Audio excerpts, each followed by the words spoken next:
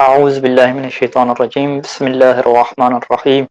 الحمد لله رب العالمين والصلاة والسلام على محمد وآله أجمعين واللعنة الدائمة على أعداء محمد وآل محمد أما بعد وفقنا الله وإياكم للعلم والعمل الصالحين إن شاء الله تعالى۔ سب سے پہلے تمام مومنین کی خدمت میں اس بابرکت مناسبت کہ جسے کچھ روایات میں زواج النور بن نور سے تعبیر کیا گیا کہ نور سے جو ہے وہ زواج نور کا نور سے عقد سے تعبیر کیا گیا، اس خوشی کے موقع پر تمام مومنین کی خدمت میں اور اپنے وقت امام زمانہ عجل اللہ فرج شریف کی خدمت میں ہدیہ تبریک پیش کرتا ہوں۔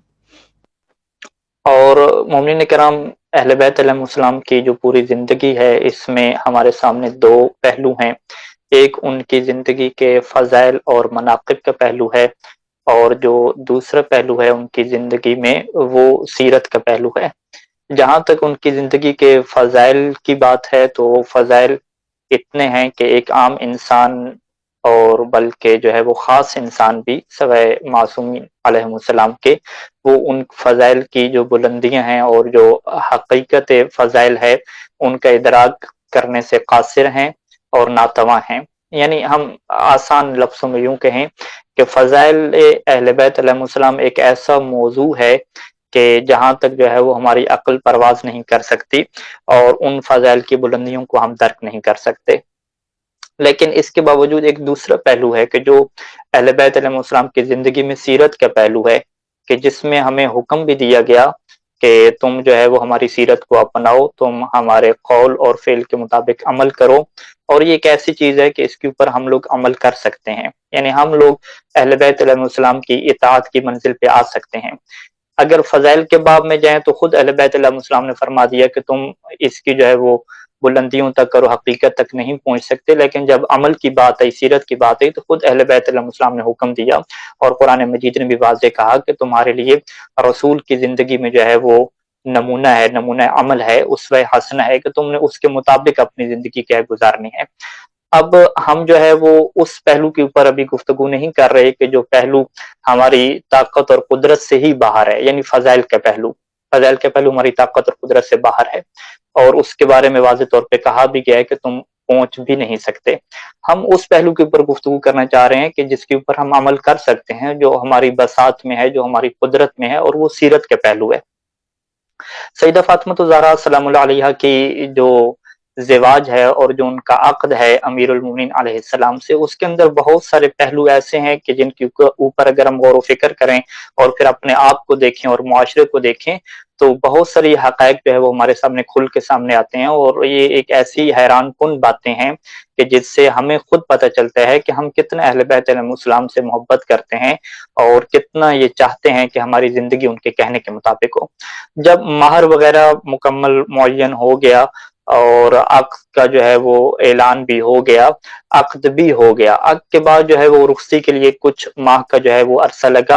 اور اس وقت جو ہے وہ رسول خدا اور امیر المومنین علیہ السلام مدینہ میں تھے، ہجرت کر کے مدینہ میں گئے ہوئے تھے۔ تو وہاں پہ جب اللہ کے رسول جو ہے وہ امیر المومنین علیہ السلام سے یہ فرماتے ہیں کہ حی منزلا حتی تحول فاطمۃ الی، کہ اے علی ابن ابی طالب ایک گھر جو ہے وہ آمادہ کریں۔ گھر کیوں تیار کریں؟ تاکہ جو ہے وہ جناب سیدہ فاطمہ الزہرا علیہ السلام کی رخصتی ہو اور وہ اس گھر میں چلی جائیں۔ اب روایات اور تاریخ یہ کہتی ہیں کہ امیر المومنین علیہ السلام کے پاس گھر موجود نہیں تھا، تو اب جب گھر موجود نہیں تھا تو اس وقت کیا کہا؟ امیر المومنین علیہ السلام نے جواب دیا کہ ما ہا ہونا منزل، اے اللہ کے رسول ہمارے پاس تو کوئی گھر نہیں ہے،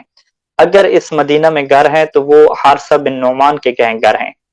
کہ جو پہلے بھی جو ہے وہ اللہ کے رسول کو بہت زیادہ گھر دے چکے تھے اپنے۔ تو اب جب اللہ کے رسول نے سنا کہ امیر المومنین علیہ السلام کے پاس تو گھر بھی نہیں ہے، تو اب ہم کیا کریں؟ تو اللہ کے رسول نے جو ہے وہ ایک وہاں پہ جملہ فرمایا کہ استحیینا من حارثہ بن نعمان، کہ ہمیں حارثہ بن نعمان سے ایک شرم محسوس ہوتی ہے، بہت جو ہے وہ خجالت محسوس ہوتی ہے کہ قد اخذنا عامۃ منازلہ، کہ ہم اکثر ان کے گھر تو لے چکے ہیں، اصحاب کو ضرورت ہے، ہمیں ضرورت ہے، مدینہ میں ہے، تو ان کے اکثر گھر تو ہم لے چکے ہیں۔ اب ہمیں مزید کیا شرم محسوس ہوتی ہے کہ علی و فاطمہ کا جو ہے وہ رخصتی کا ٹائم آ گیا ہے، اور اس وقت جو ہے وہ علی علیہ السلام کے پاس گھر موجود نہیں ہے۔ اب کہتے ہیں کہ یہ خبر جب حارثہ بن نعمان کے کانوں تک پہنچی تو وہ فوراً ہی کہ وہ اللہ کے رسول کی خدمت میں آیا اور کہتا ہے کہ یا رسول اللہ انا و مالی للہ ولرسولہ، کیا اللہ کے رسول، یہ آپ نے کیا کہہ دیا، خود میری ذات اور میرا مال تو اللہ اور اللہ کے رسول کے لیے ہے۔ اور پھر وہ قسم کھا کے کہتا ہے کہ واللہ ما من شیء احب الی مما تاخذہ، کہ اللہ کی قسم جو بھی آپ میری چیز لے رہے ہیں وہ میرے لیے بالکل پسندیدہ نہیں ہے، میں اس سے محبت نہیں کر سکتا، لیکن جو چیز آپ لے لیں گے، اپنے لیے لے لیں گے، اہل بیت علیہ السلام کے لیے لے لیں گے، وہ میرے لیے سب سے زیادہ پسندیدہ ہے۔ اور پھر جب اللہ کے رسول نے اس کے اس ایمان کو دیکھا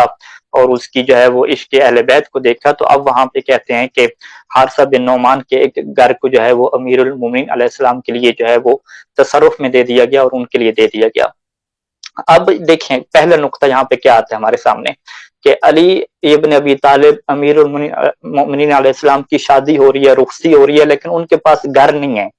اس کی وجہ سے جو ہے وہ اللہ کے رسول نے یہ نہیں کہا کہ ہم ان کی جو ہے وہ شادی نہیں کریں گے، ان کی ہم رخصتی نہیں کریں گے۔ اللہ کے رسول نے یہ نہیں فرمایا کہ چونکہ اے علی تمہارے پاس گھر نہیں ہے لہذا فاطمہ کو جو ہے وہ ہم رخصت ہو کے تمہارے پاس نہیں بھیجیں گے، تمہارے پاس اپنی ملکیت نہیں ہے، بلکہ حارثہ بن نعمان نے انہیں گھر دیا اور وہ بھی ان کے رہنے کے لیے ان کے زیر تصرف کا قرار دیا۔ اور پھر یہ پہلا نقطہ ہو گیا۔ دوسرا نقطہ جو ہے وہ اس گھر کی جو ہے وہ آسائش اور اس گھر کی حالت کیا تھی، ٹھیک ہے۔ اس گھر میں ایک کمرہ بنا ہوا تھا اور اس کمرے کو بھی علی علیہ السلام نے یوں کر کے تیار کیا کہ روایت کہتی ہے کہ باسط کثیبا فی ارض الحجرت، کہ وہ جو کمرہ تھا اس کی زمین چونکہ سخت تھی تو امیر المومنین علیہ السلام جو ریت ہے وہ بہت زیادہ ریت لے کر آئے اور وہاں پہ ریت کو انہوں نے بچھا دیا، اور ریت بچھانے کے بعد کمرے میں جو ہے وہ ایک ڈنڈا گاڑا، اس ڈنڈے کے اوپر جو ہے وہ مشک جو پانی والی ہے وہ ہے، اور ایک جو ہے وہ رسی باندھی، اس کے اوپر کوزہ لٹکا دیا اور جو کچھ چیزیں کپڑے وغیرہ لٹکانے کے لیے وہ لٹکا دیں، اور اس کے بعد جو دمبے ہے اس کی جو کھال ہے وہاں پہ جو ہے وہ بچھائی، اور جو ان کے تکیے تھے جو جسے ہم جو ہے وہ تکیہ سرہانہ کہتے ہیں، وہ جو ہے وہ کھجور کے جو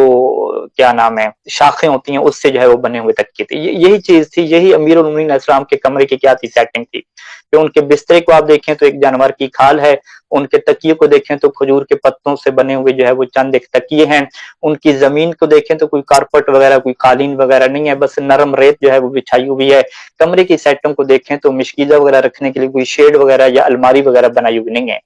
اب اس حالات میں جو ہے وہ ان کی کیا ہو جاتی ہے، رخصتی ہو جاتی ہے۔ اب رخصتی ہونے کے بعد جو ہے وہ آپ اگر یہ دیکھیں کہ جو مہر کی کیفیت تھی کہ جو امیر المومنین السلام نے اپنی زرہ کو بیچا تھا اور پھر اس زرہ کا جو مہر تھا اس کو 3 حصوں میں کیا تقسیم کیا تھا۔ اب جو 3 حصے اس میں تقسیم کیے تھے اس میں سے ایک حصہ جو اللہ کے رسول نے خاص قرار دیا تھا کہ جس سے سیدہ زہرا سلام اللہ علیہ کے گھر کا سامان جو ہے وہ لیا گیا۔ اب یہاں سے بھی جو ہے ہمارے سامنے ہے کہ گھر کے سامان کا بندوبست کرنا یہ بھی جو ہے وہ مرد کے ذمہ پہ ہے کہ مرد جو ہے وہ اس گھر کے ساز و سامان کی کیا کرے گا، انتظام کرے گا۔ اور جو دوسرا حصہ تھا وہ خوشبو کے لیے اور عطریات کے لیے وقف کیا گیا، خاص کیا گیا۔ اور تیسرا حصہ جب اللہ کے رسول جا کے جو ہے وہ سیدہ زہرا سلام اللہ علیہ کے ہاتھ میں رکھتے ہیں کہ یہ تمہارا مال ہے، تو اب بڑی عجیب قسم کی ہمارے پاس روایت جو ہے وہ نقل ہوتی ہے کہ سیدہ اپنے بابا سے یہ فرماتی ہیں کہ اے میرے بابا، ان بنات الناس یتزوجون بالدراہم فما الفرق بین و بینہن، اے اللہ کے رسول، اے میرے بابا مجھے یہ بتائیں کہ جب لوگوں کی شادیاں ہوتی ہیں تو وہ بھی مہر میں جو ہے وہ درہم اور دینار لیتی ہیں، آپ کی بیٹی کی شادی بھی ہو رہی ہے تو اس کو بھی مہر میں آپ یہی درہم دے رہے ہیں، تو پھر میرے اور ان میں فرق کیا رہے گا؟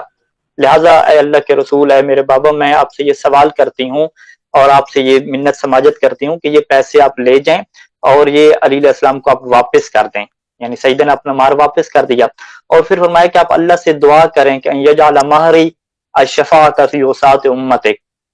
کیا آپ میرے لیے اللہ سے دعا کریں کہ اللہ میرا مہر کیا رکھے، میرا مہر یہ رکھے کہ آپ کی امت کے جو گناہگار ہوں گے مجھے ان کی شفاعت کا حق مل جائے، مجھے میرے لیے یہ آپ مہر قرار دیں۔ اب جیسے ہی سیدہ کی یہ ڈیمانڈ اور سیدہ کا یہ کہنا پورا ہوتا ہے، روایت کہتی ہے کہ فنظر جبرائیل علیہ السلام، کہ حضرت جبرائیل علیہ السلام نازل ہوتے ہیں اور ان کے ساتھ ایک